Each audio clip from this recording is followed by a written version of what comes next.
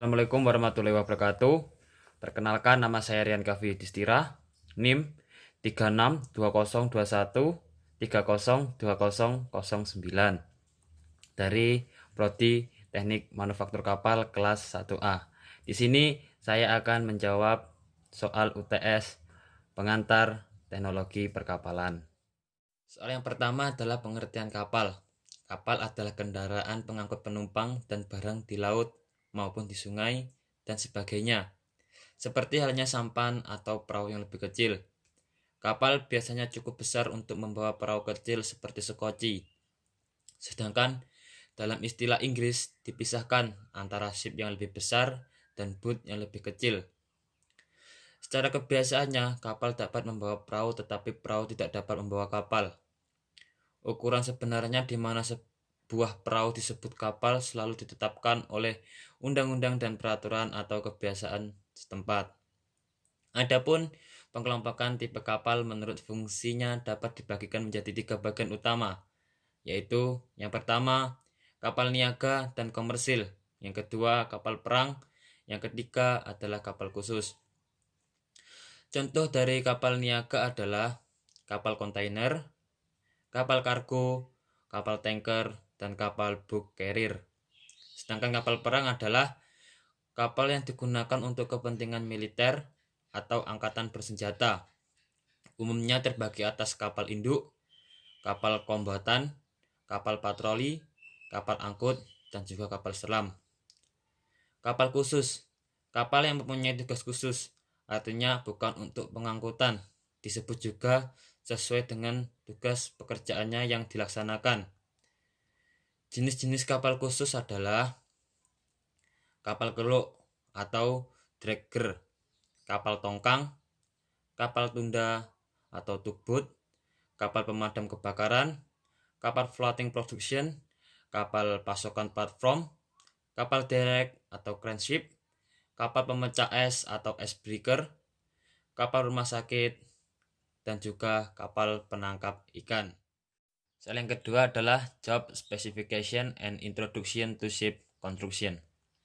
Possible job in the future: marine surveyor, owner surveyor, konsultan, welding engineer atau welding inspector, structural engineer, project engineer, dock monitoring, construction engineer, subsea engineer, QA or QC engineer. Introduction of ship construction. Sistem konstruksi di kapal dapat dibagi menjadi 3, yaitu sistem konstruksi memanjang, longitudinal farming system, sistem konstruksi melintang, transverse farming system, sistem konstruksi campuran, mixed farming system. Soal yang ketiga adalah satuan dalam perkapalan. Satuan yang sering digunakan adalah SI base unit atau unit dasar satuan ukur.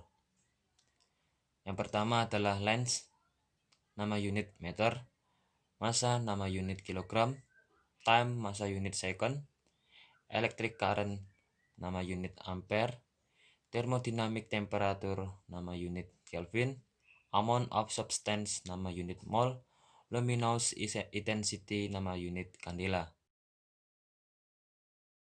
Satuan yang sering digunakan berikutnya adalah sum drive and supplementary unit atau beberapa unit turunan dan pelengkap. Pan Angel SI unit radian, force SI unit newton, work energy SI unit joule, power SI unit watt, frekuensi SI unit hertz, pressure stress SI unit pascal, area SI unit meter kuadrat, volume SI unit meter kubik, density SI unit kilogram per meter kubik, velocity SI unit meter per second, angular velocity SI unit radian per second, acceleration SI unit meter per second kuadrat, surface tension SI unit newton per meter, pressure stress SI unit newton per meter kuadrat, dynamic viscosity SI unit n second per meter kuadrat, kinematic viscosity SI unit watt per meter Kelvin, Thermal conductivity SI unit lumen, luminous flux SI unit lux. Catatan berikutnya adalah some equivalent values, beberapa nilai yang setara. Length UK unit, foot mil, nautical mil UK, nautical mil internasional. Area UK unit foot kuadrat, volume UK unit foot kubik, velocity UK unit foot per second, knot UK, knot internasional. Standard acceleration UK unit 32.174 foot per second kuadrat, massa UK unit ton, pressure UK unit pound force per inch kuadrat, power UK unit horsepower atau HP. Catatan berikutnya adalah yang pertama, pressure pound force per inch kuadrat menjadi kilonewton per meter kuadrat, atmosfer menjadi kilonewton per meter kuadrat, kilogram force per centimeter kuadrat menjadi kilonewton per meter kuadrat. Yang kedua, energi foot pound force menjadi joule, British thermal unit menjadi kilojoule. Yang ketiga, power horsepower menjadi kilowatt, metric horsepower menjadi kilowatt. Soal yang keempat adalah ship principle, kemampuan mengapung, buoyancy. Jika sebuah bola didorong ke dalam air dan kemudian dilepaskan, ia akan segera menggelembung kembali karena adanya gaya yang disebut gaya apung. Ketika sebuah kapal mengapung dengan bebas, daya apungnya sama dengan massa perpindahannya, pusat apung atau center buoyancy. Pusat apung adalah titik B, di mana gaya apung dianggap bergerak ke atas secara vertikal. Pusat apung adalah pusat geometris dari bagian bawah air kapal. Apabila bentuk kapal sudah diketahui, seorang desainer kapal dapat menghitung pusat apung atau titik B untuk berbagai kombinasi pemuatan dan tumit kapal. Yang ketiga adalah metacenter.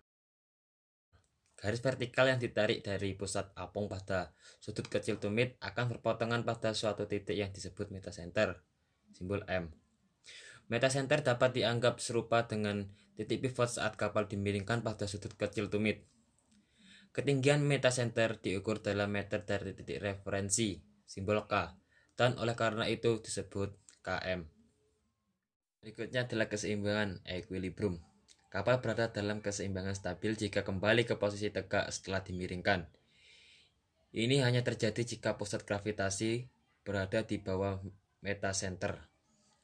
Yang berikutnya adalah metacentric height. Kapal yang stabil ketika tegak dikatakan memiliki tinggi metacentrik positif, simbol GM, jika metacenter ditemukan berada di atas pusat gravitasi. Dikatakan juga bahwa kapal tersebut memiliki GM positif atau stabilitas awal yang positif. Jarak antara G dan M disebut ketinggian metacentrik atau stabilitas awal. Berikutnya adalah unstable equilibrium. Jika pusat gravitasi kapal berada di atas metacenter, kapal dikatakan memiliki GM negatif atau stabilitas awal yang negatif. Kapal dalam keadaan ini memiliki lull, yaitu di mana dia mengapung pada sudut dari satu sisi ke sisi yang lain dan ada bahaya dia bisa terbalik. Yang berikutnya adalah stiff and tender ship atau kapal stiff dan tender. Saat bobot ditambahkan ke bejana, pusat gravitasi bejana selalu bergerak ke arah bobot yang ditambahkan. Berat yang ditambahkan di gelatai menghasilkan kenaikan pusat gravitasi kapal. Hal itu menyebabkan penurunan tinggi metacentrik kapal dan stabilitasnya. Waktu yang dibutuhkan kapal dengan ketinggian metacentrik kecil untuk menggelinding dari sisi ke sisi relatif lama dan disebut sebagai kapal tender. Berat yang ditambahkan rendah di kapal menurunkan pusat gravitasi kapal. Hal itu menyebabkan peningkatan tinggi metacentrik kapal dan dengan demikian juga meningkatkan stabilitasnya. Waktu yang dibutuhkan kapal dengan tinggi metacentrik besar untuk menggelinding dari sisi ke sisi relatif singkat dan disebut sebagai kapal stiff.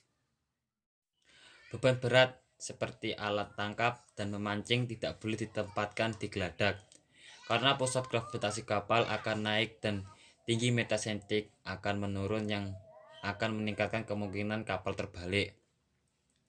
Kapal yang kaku cenderung relatif sulit untuk ditumit dan akan berguling dari sisi ke sisi dengan sangat cepat. Kapal yang empuk akan lebih mudah dimiringkan dan tidak akan cenderung kembali dengan cepat ke atas. Jangka waktu yang dibutuhkan untuk berguling dari sisi ke sisi akan relatif lama. Kondisi ini tidak diinginkan dan dapat diperbaiki dengan menurunkan pusat gravitasi kapal. Berikutnya adalah suspend weight. Pusat gravitasi suatu beban yang ditangguhkan dapat dianggap bekerja pada titik suspensi. Oleh karena itu, jaring yang terangkat dari air memiliki efek yang sama pada pusat gravitasi kapal, seolah-olah jaring tersebut benar-benar berada di ujung bom. Bobot ini juga dapat memberikan gaya miring ke atas kapal dan mungkin dalam keadaan yang tidak menguntungkan kapal dapat terbalik. Yang berikutnya adalah free surface effect.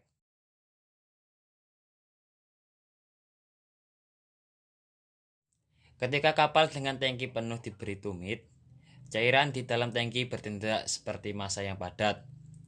Pusat gravitasi cairan sebagai pusat volumenya tetap konstan dan oleh karena itu tidak menyebabkan perubahan apapun pada pusat gravitasi kapal ataupun ketinggian metasentriknya. Ketika kapal dengan tangki yang terisi sebagian ditumit, cairan akan berusaha untuk tetap pada posisi yang horizontal. Pusat gravitasi zat cair akan bergerak bersamaan dengan zat tersebut. Ini sejajar dengan kenaikan pusat gravitasi kapal dan penurunan ketinggian metasentrik kapal dan dengan demikian stabilitasnya. Tangki yang terisi sebagian memiliki efek buruk pada ketinggian metasentrik kapal. Dengan membagi tangki menjadi dua bagian yang sama dengan menggunakan sekat kedap air, efek permukaan bebas pada ketinggian metasentrik kapal akan berkurang 75% dari tangki yang tidak terbagi. Kehati-hatian harus diberikan saat mencoba memperbaiki daftar dengan mengisi tangki. Memiliki dua tangki yang terisi sebagian akan menciptakan efek permukaan bebas tambahan. Jika hasil tumit kapal dari LOL, disarankan agar tangki di sisi yang rendah akan diisi sebelum mulai mengisi tangki di sisi yang tinggi. Efek permukaan bebas tidak hanya disebabkan oleh tangki yang terisi sebagian saja. Misalnya, bisa juga disebabkan oleh air yang menumpuk di dek. Untuk memungkinkan air mengalir dengan cepat, kapal harus memiliki pelabuhan bebas yang memadai. Mereka harus selalu terbuka dan diatur agar air dapat mengalir dengan mudah ke sana. Laut yang mengalir ke kapal atau di antara kompartemen kapal mengurangi stabilitas kapal. Tangki antrol memiliki efek permukaan bebas dan oleh karena itu mengurangi ketinggian metasentrik. Oleh karena itu, tangki antirol harus selalu terkuras jika ketinggian metasentrik rendah, misalnya karena lapisan es. Jangan gunakan lebih banyak tangki minyak dan air secara bersamaan dari yang diperlukan. Permukaan efek bebas tidak terbentuk di tangki yang benar-benar penuh atau kosong sama sekali. Perhatikan baik-baik air dalam bencana dan pompa secara teratur keluar dari lambung kapal. Soal yang kelima adalah etika akademis dan etika insinyur atau profesi. Perbuatan mencontek, cheating, dan semua bentuk kecurangan adalah perbuatan yang tidak beradab, melanggar etika akademis, dan akan mendapatkan hukuman keras sesuai peraturannya. Tugas kelompok harus benar-benar merupakan kerja kelompok. Tugas perorangan harus benar-benar dikerjakan sendiri. Mahasiswa dipersilakan untuk belajar bersama dan saling berdiskusi, namun semua pekerjaan harus dilakukan dengan sendiri. Melihat pekerjaan teman dalam kuis atau evaluasi, atau menggunakan kertas contekan akan berakibat pada ketidaklulusan dan pembatalan semua mata kuliah satu semester. Sains adalah himpunan pengetahuan, knowledge, yang tersusun secara sistematik dan didukung oleh fakta-fakta. Sains dikembangkan berdasarkan disiplin berpikir deduktif logis yang dipadukan dengan berpikir induktif statistik. Berpikiran deduktif dan induktif. Hipotesa, semua dokter tulisannya jelek. Deduktif, Amir seorang dokter, maka Amir tulisannya jelek. Induktif, Amir tulisannya jelek, maka Amir seorang dokter. Untuk sebuah masalah, diajukan sebuah hipotesa melalui proses deduktif logis, memanfaatkan kasanah sains yang tersedia. Kemudian, hipotesa diuji melalui sebuah percobaan yang dirancang untuk memeriksa perilaku sampel. Kemudian, dengan industri statistik, diambil kesimpulan atas hipotesa tersebut yang berlaku untuk seluruh populasi. Apakah itu teknologi? Teknologi adalah seni menerapkan sains untuk memecahkan masalah tertentu dari do-how. Teknologi adalah sistem kemampuan untuk menghasilkan barang dan jasa yang dibutuhkan oleh masyarakat. Berikutnya adalah etika berprofesi. Kode etik insinyur adalah paduan tentang benar atau pantas tidaknya sikap dan tidak layanan keinsinyuran. Yang pertama, kejujuran atau integritas. Yang kedua, mengutamakan kepentingan umum dibandingkan atas kepentingan pemilik proyek dan pribadi. Yang ketiga, belajar secara terus-menerus. Yang keempat, memutakhirkan knowledge and skill in keinsinyuran. Yang kelima adalah safety first. Yang keenam, peka terhadap lingkungan. Dan yang terakhir adalah hemat berenergi. Sekian presentasi dari saya. Bila ada kurang lebihnya saya mohon maaf. Billahi taufiq wal hidayah. Wassalamualaikum warahmatullahi wabarakatuh.